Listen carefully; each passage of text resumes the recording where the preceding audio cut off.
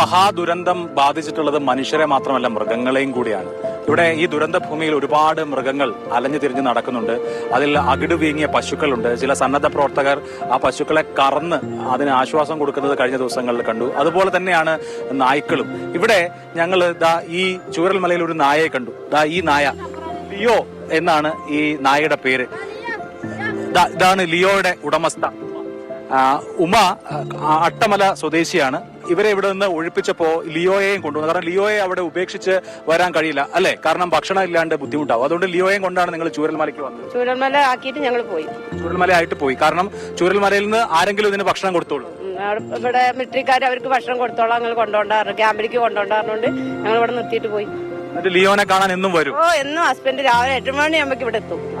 ക്യാമ്പിൽ നിന്ന് രാവിലെ ലിയോനെ കാണാൻ വേണ്ടിട്ട് ഇവിടെ എത്തും. ലിയോനെ മാത്രമല്ല, എനിക്ക് 10-17 പശുക്കളുണ്ട്. പശുവിനെ കാണാൻ പറ്റുമോ? പക്ഷെ കാട്ടില് വിട്ടിരിക്കാൻ അവര് നോക്കും, എന്നും വന്ന് നോക്കും, എല്ലാവർക്കും ഭക്ഷണം കൊടുക്കും, പോകും. മക്കളെ പോലെ തന്നെയാണ് മക്കൾ. പിന്നെ മക്കളെയും കാട്ടിലാണ്. മക്കളെ കാട്ടിലുമാണ്. ഇപ്പൊ ലിയോയ്ക്ക് ഭക്ഷണം കൊടുക്കാൻ വന്നതാണ്. ലിയോനെ കാണാൻ വന്നാണ് അവിടെ നിന്ന് ക്യാമ്പിൽ നിന്ന്. ലിയോയ്ക്ക് നിങ്ങളെ രണ്ടുപേരെയും കാണുമ്പോഴുള്ള സ്നേഹം ഞങ്ങൾ ഇപ്പൊ കണ്ടു. ഞങ്ങൾ അങ്ങനെ നോക്കണം, ഞങ്ങളെ മക്കളെ പോലെ നോക്കുന്നത്. അതാണ് ഇത് അങ്ങനെ ചില സ്നേഹ കാഴ്ചകളുടേത് കൂടിയാണ്.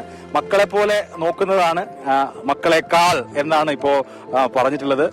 ഇത് ഒരു മിണ്ടാപ്രാണിയുടെ സ്നേഹമാണ്. ഈ ദുരന്ത ഭൂമിയിൽ ഇരുന്ന് ഇങ്ങനെ ചില സ്നേഹ കാഴ്ചകൾ കൂടി കാണുകയാണ്. ലിയോ ആ സ്നേഹം അനുഭവിക്കുകയാണ്. ക്യാമറമാൻ വ്യാസിനൊപ്പം അഭിലാഷ് മോഹനൻ, ചൂരൽമല.